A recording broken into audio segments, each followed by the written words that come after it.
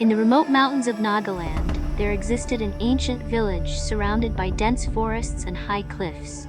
The villagers spoke of Longkongla, a maiden of unparalleled beauty, whose voice could make the birds stop mid-flight and whose eyes sparkled like stars. Longkongla was loved by everyone, but her heart belonged to the mountains and the rivers, to the untamed beauty of the land she called home. However, there was one who sought Longkongla's heart above all. Aokhe, a young hunter known for his strength and determination.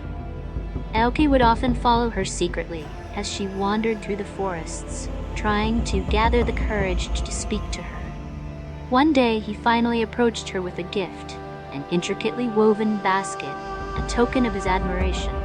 But Longkongla, though grateful, gently refused him. She told him that her heart did not belong to any man, but to the land that nurtured her spirit. Heartbroken but determined, Aokhe sought the wisdom of an elder who lived deep in the forest.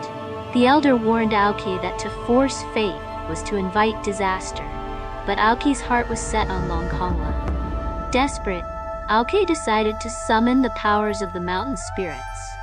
He ventured into the mountains, where it was said the spirits of the land would grant any wish, but at a terrible cost.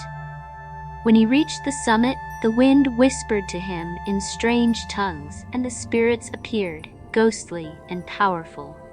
"What do you seek, mortal?" the spirits asked in voices that echoed through the mountains.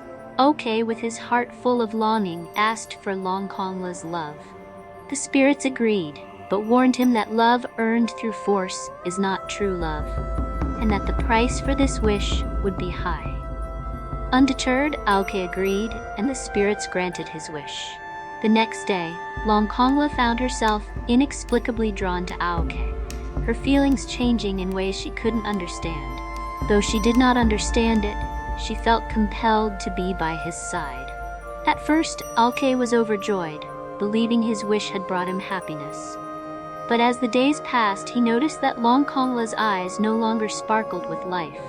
She seemed distant, like a shadow of her former self. The land around them also began to change. The rivers dried, the trees withered, and the animals fled. Aokhe soon realized that the spirit's price was not his own life, but the life of the land and Longkongla's soul.